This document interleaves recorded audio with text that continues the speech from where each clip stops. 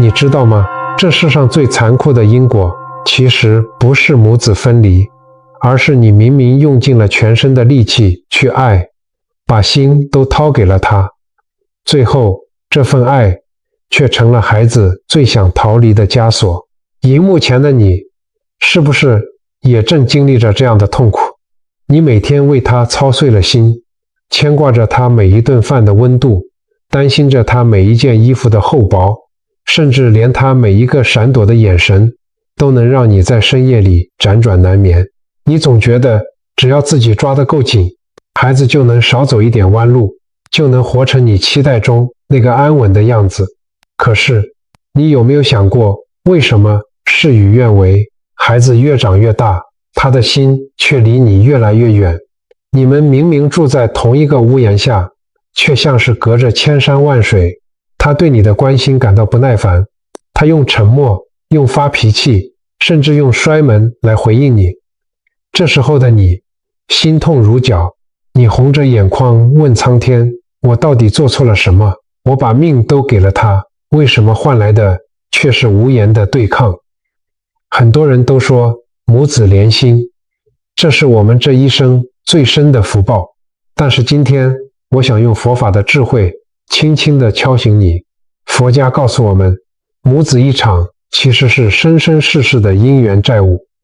在我们所在的这片娑婆世界的轮回里，每一次的相遇都不是偶然，我们是因为业力的牵引，才在这一世换了一个身份，重新相遇。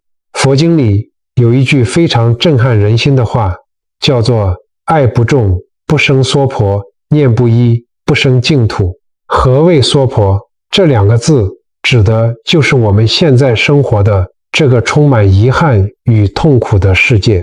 我们之所以会来到这个世界上，就是因为我们的心里有太多放不下的执念，有太多沉重的贪爱，而母子之间那份血浓于水的牵绊，往往就是我们修行路上最难跨过的那道关口。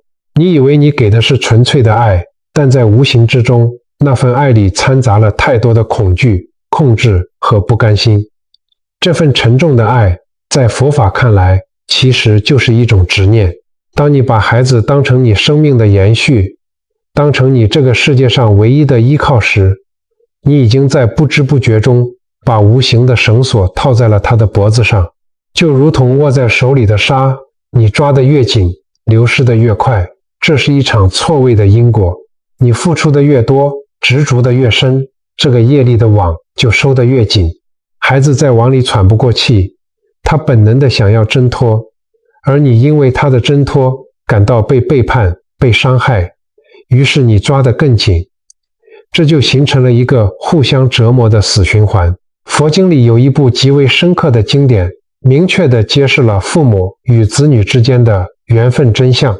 佛陀告诉我们，这世间所有的子女来到父母身边，都不外乎4种原因：报恩、报怨、讨债、还债。你若能看透这4种因缘，你心底的结便会瞬间豁然解开。第一种是报恩的孩子，这种孩子生来就是为了报答你前世的恩情，他们从小就特别好带，体贴父母，长大后不仅事业有成，还极尽孝道。这就是我们常说的来报恩的天使。但面对报恩的孩子，我们做父母的其实最容易犯一个错，就是因为一切都太顺心了，反而把这份恩情当作理所当然，甚至生出更多的贪念，想要去全盘掌控他的人生。你要记住，恩情再深也有报完的一天。当你过度干涉，把爱变成绑架，这份原本殊胜的善缘就会转成恶缘。请用感恩的心去接纳，但也要懂得适时放手，让天使用他自己的翅膀去飞翔。第二种是还债的孩子，他前世欠了你，这辈子是来还清的。这种孩子长大后，每个月会按时给你生活费，会给你买大房子，请好用人，在物质上绝不亏待你。可是你会发现，你们之间总是缺少了一份亲昵。他对你恭敬却不亲近，没有那种交心的温暖。因为他只是来还物质的债，债还清了，缘分也就淡了。很多老人家面对这种孩子，心里常常会觉得委屈，觉得我都把你养这么大，你怎么对我这么冷淡？其实这就是缘分的深浅不同，他能做到物质上的无缺，这已经是在履行他的因果承诺。我们不要再去强求那份情感上的热烈，你能看透这一点，你的心就不会再被失落感给折磨，反而能坦然笑着享受这份安稳的晚年。第三种是讨债的孩子，这就让人心痛了。你为了生他养他，耗尽了家财，甚至倾家荡产。他从小就体弱多病，或者长大后不断闯祸，让你一辈子都在为他收拾残局，为他填补那个永远填不满的钱坑。这就是前世你欠了他的，今生他来向你索讨。遇到讨债的孩子，很多母亲会觉得自己命苦，整天怨天尤人，但佛法告诉我们，欢喜做，甘愿受。你可以把这当作是在还银行的贷款，你每为他付出一次，每为他擦一次眼泪，你前世欠他的账就划掉了一笔。既然是还债，就要用平和的心态去还。你越是心甘情愿，没有怨言，这笔债就还得越快。如果你一边还一边骂，那这份业力不仅还不清，还会越结越深。第四种是抱怨的孩子，这是最让人痛彻心扉的一种缘分。他来到这个家，就是带着前世的怨恨来的。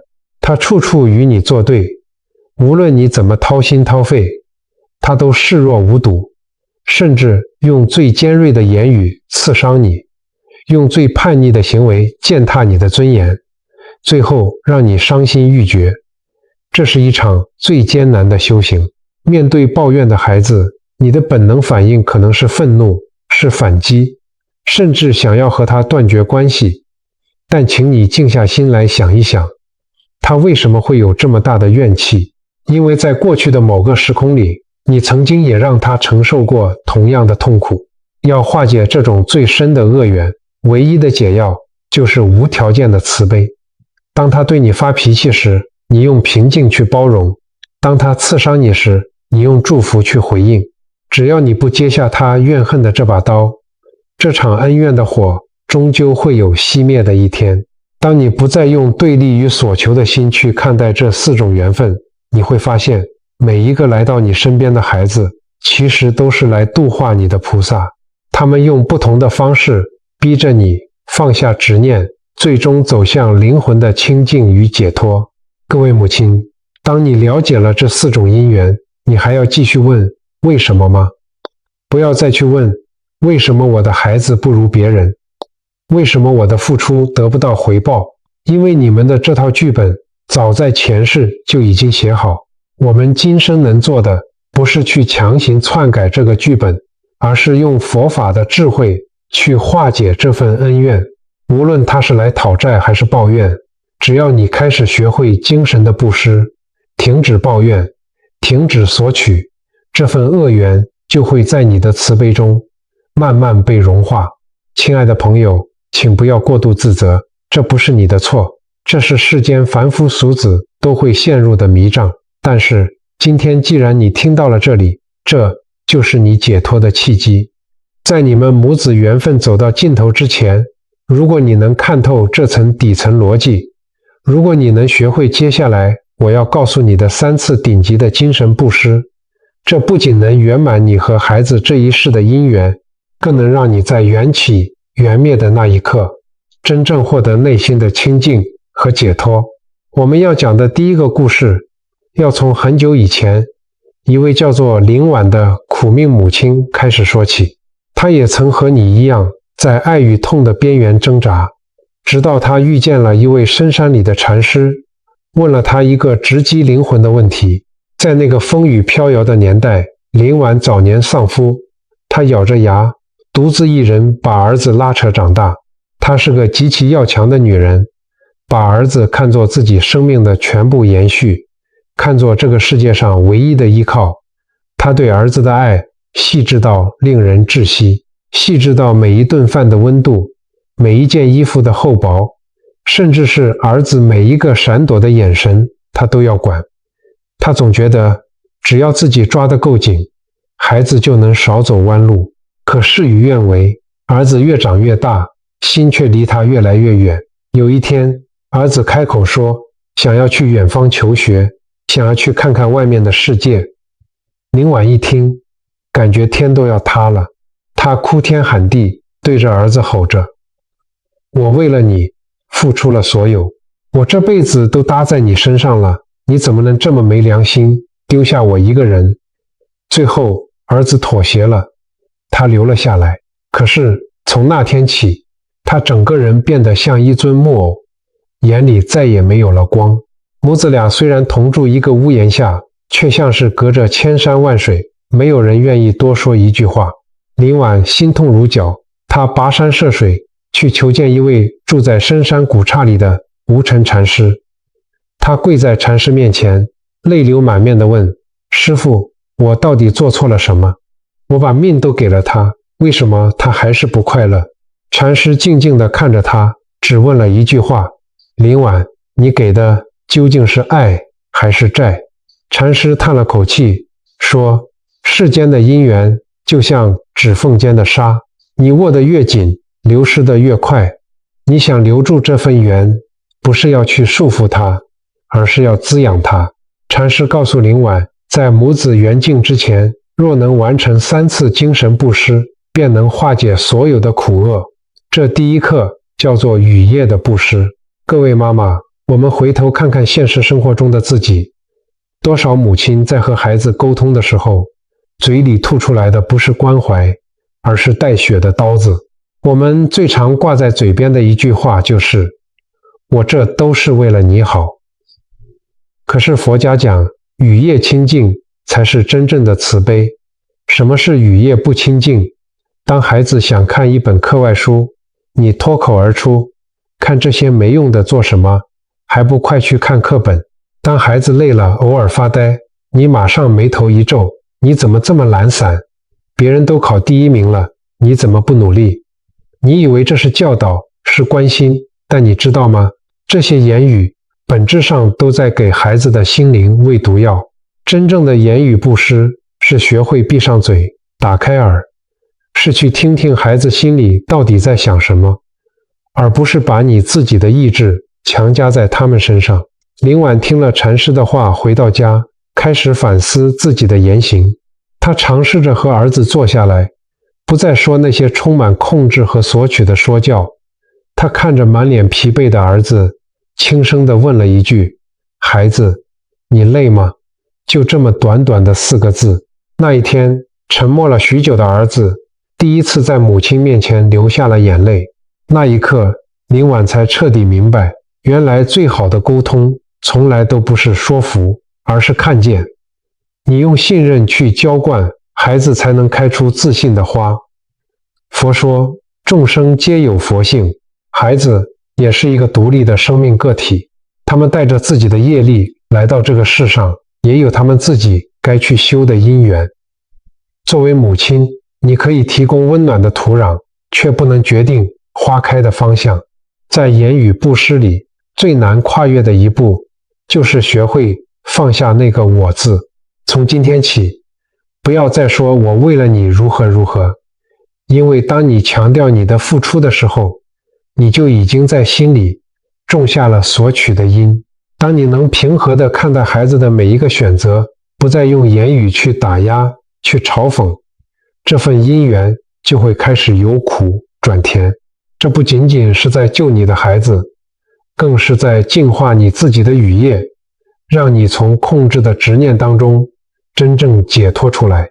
讲完林婉的故事，你也许会想，那是古代的母亲，现代社会竞争这么激烈，我不逼孩子，他以后怎么生存？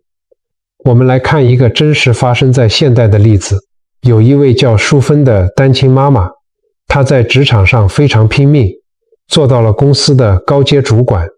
她把所有的资源都砸在儿子身上，从双语幼稚园到昂贵的私立中学，甚至请了最好的家教。但是淑芬的嘴里从来没有一句好话，儿子考了95分，他冷冷地说：“那5分是怎么扣的？你们班有几个100分？”儿子画了一张图送给他，他看都不看一眼，就说：“画画能当饭吃吗？有时间不去背单字。”他以为这叫严格，这叫激励。直到有一天，刚上高一的儿子突然把自己锁在房间里，拒绝去学校，甚至拒绝跟他说任何一句话。心理医生诊断，儿子患上了严重的忧郁症和社交恐惧症。淑芬崩溃了，她不明白自己拼死拼活赚钱给孩子最好的生活，为什么孩子却连活下去的动力都没有了。后来，淑芬在一位善知识的引导下走进了道场。师父听完她的哭诉，没有责备她，只是递给她一本笔记本，对她说：“从今天起，对你的孩子实行禁语，你心里有再多的着急，再多的不满，都不能说出口，你只能写纸条，而且纸条上只能写关心和赞美的话。”淑芬一开始觉得这根本不可能，看着儿子日夜颠倒打游戏，她气得浑身发抖，好几次差点破门而入大骂，但她忍住了，她把眼泪吞进肚子里，默默在餐桌上放了一盘切好的苹果，旁边压着一张纸条：“儿子，妈妈今天买了你最喜欢的苹果，记得吃，妈妈爱你。”第一天苹果没动，第二天苹果没动，到了第10天，苹果吃完了，纸条旁边多了一个小小的笑脸符号。那一刻，淑芬在厨房里泣不成声。半年后，儿子终于走出了房门，主动抱了抱淑芬。那个拥抱化解了母子间积累了10几年的坚冰。这就是言语不失在现代社会里的奇迹。淑芬放下了高高在上的姿态，收起了那把名为“我是为你好”的尖刀。当语言不再是武器，而是温暖的微风时，孩子那颗冰冻的心自然就会苏醒。紧接着，禅师教给林婉的第2课叫做身教的布施。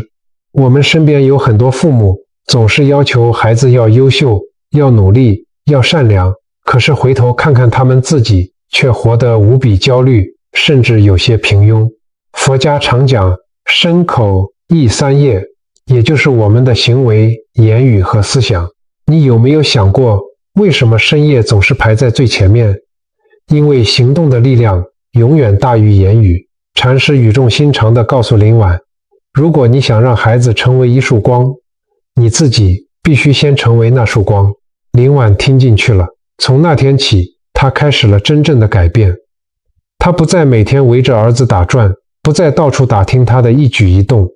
她翻出了压在箱底的绣花针，重拾了年轻时放下的兴趣。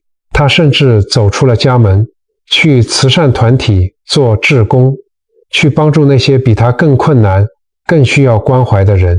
当林婉不再把所有的喜怒哀乐都绑在儿子身上，当她开始沉浸在自己的成长和修行中时，奇妙的事情发生了。她发现儿子看她的眼神彻底变了，以前那种躲避、厌烦的眼神不见了，取而代之的是多了几分发自内心的敬重。这就是身教的魅力。你活得自在了，孩子自然会学着自在；你活得清净了，孩子自然会学着清净。正如那句深具智慧的禅语所言：“自心不净，何以净他？”你自己的心都静不下来，怎么能奢望去引导别人呢？我们来看看现在的生活里，是不是经常有这样的场景？一位母亲每天催着孩子快去念书，快去写功课，结果自己却瘫在沙发上，一直滑着手机。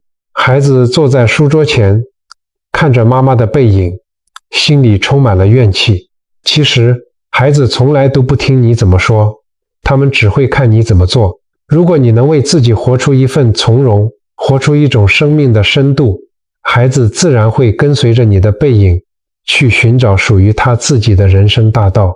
请你一定要记住，这一切不是为了表演给孩子看，而是你作为一个独立的生命本来就该有的修行。在这漫长的人生旅途中，你和孩子只不过是在某个路口刚好相遇的同行者。你把自己活得精彩了，就是给孩子最好的路标。这比你拼死拼活给他们留下一座金山银山还要殊胜千倍万倍。在身教的布施里，我们还要谈一个非常深刻的佛学概念，叫做共业。一个家庭就是一个微型的共业道场，母亲往往是这个道场里能量最强大的核心。你有没有发现，当你这几天心情烦躁、焦虑不安的时候，就算你一句话都不说，家里的气氛也会变得非常压抑，孩子会变得特别爱哭闹，连家里的宠物都会躲在角落不敢出来。相反的，当你刚从寺庙里拜完佛回来，或者你刚听完一段优美的轻音乐，你的内心充满了平静与喜悦。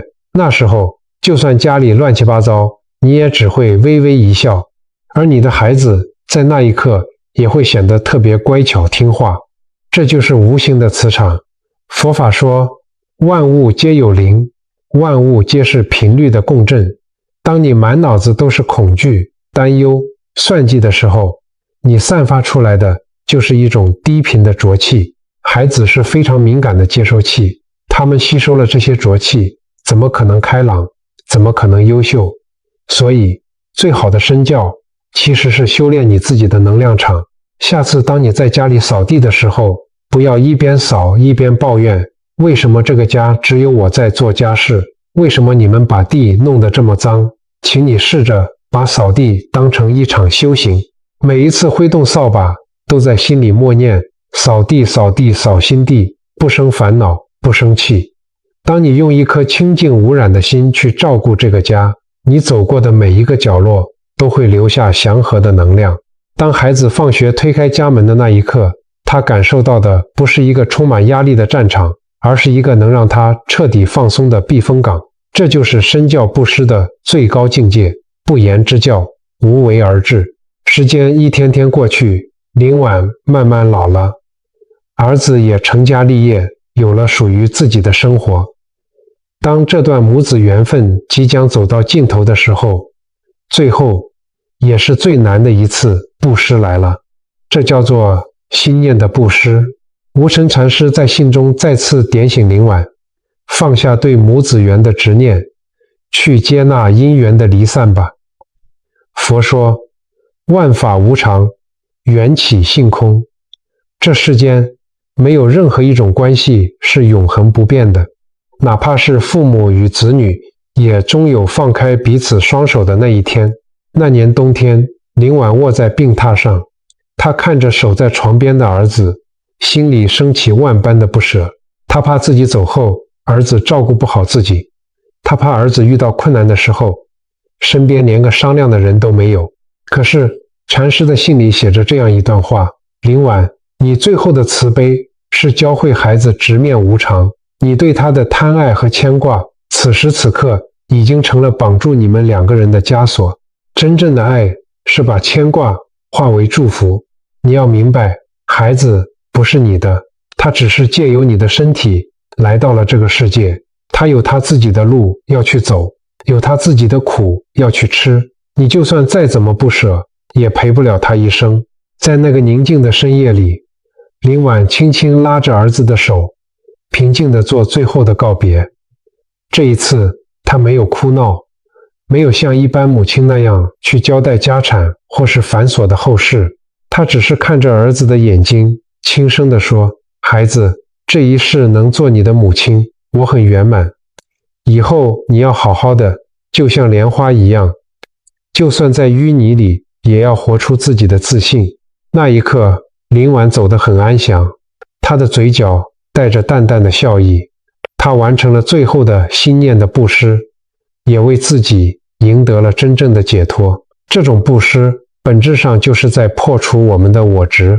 当你不再觉得这个孩子是我的，而是把他看作一个独立的生灵时，你的爱才会变得博大而纯粹。这就是佛法里的顶级智慧。我们总以为爱是占有，爱是无微不至的保护，但其实真正的爱是放手，是成就。听完了林婉的故事，荧幕前的你可能会问，这些道理我都懂，但在现实生活中，每天柴米油盐鸡飞狗跳的，我到底该怎么去实践这3次布施呢？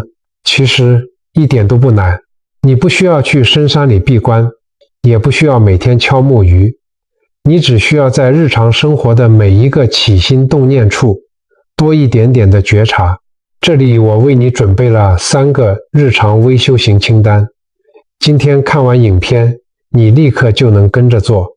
第一，发脾气前的3秒观心法。当孩子又不听话，当你的怒火已经冲到喉咙口，准备要大吼大叫的时候，请你一定要停下来，在心里默数3秒钟。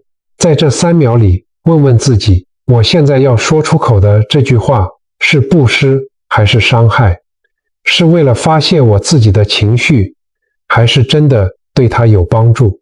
只要你多这3秒钟的停顿，你就能把即将脱口而出的毒药转化为关怀，你的语业就会在这个当下被净化了。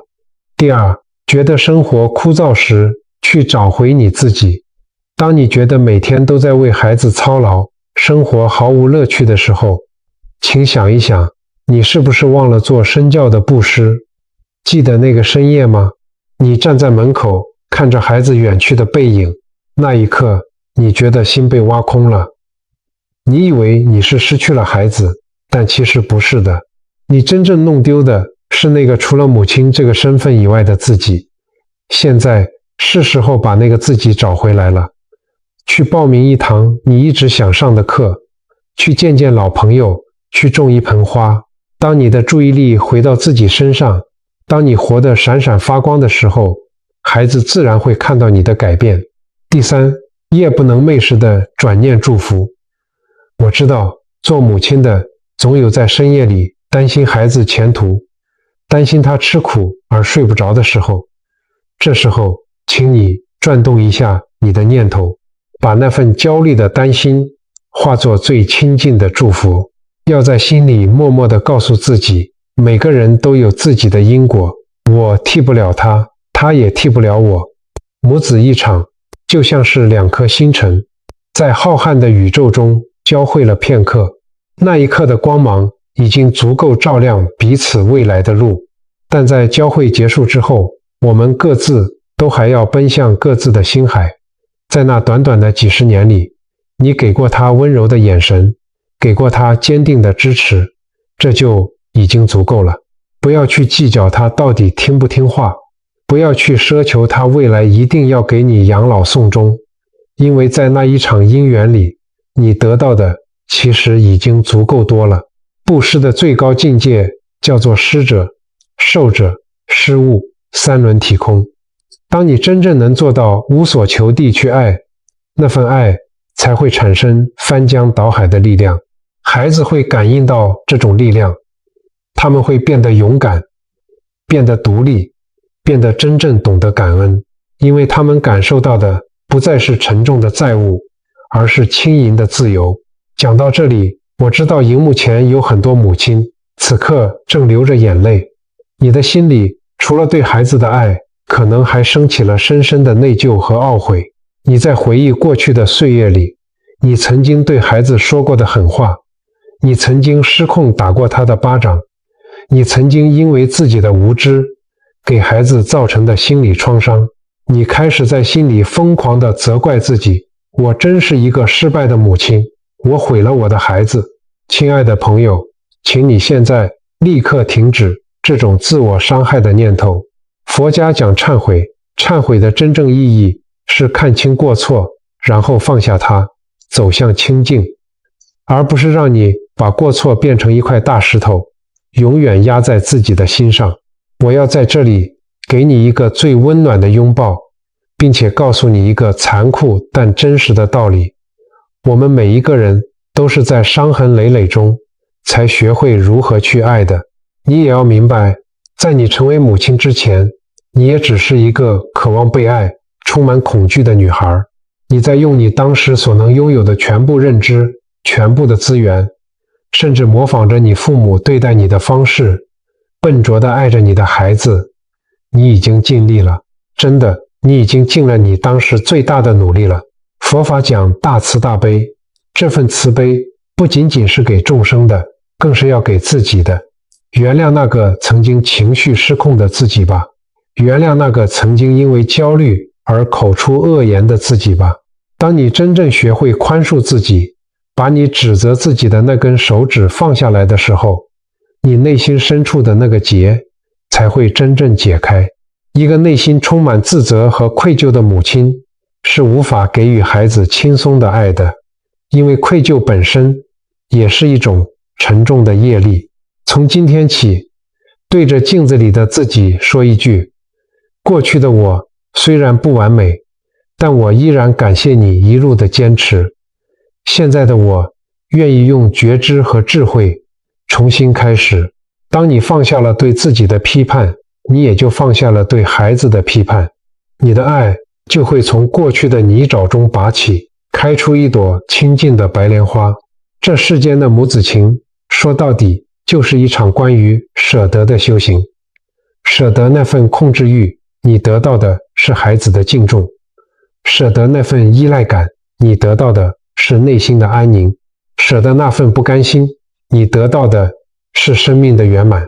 我们都听过很多大道理，但唯有真正经历过心碎和重组，才能听懂那风中的禅意。人生苦短，请不要把宝贵的时间浪费在纠缠和怨恨上。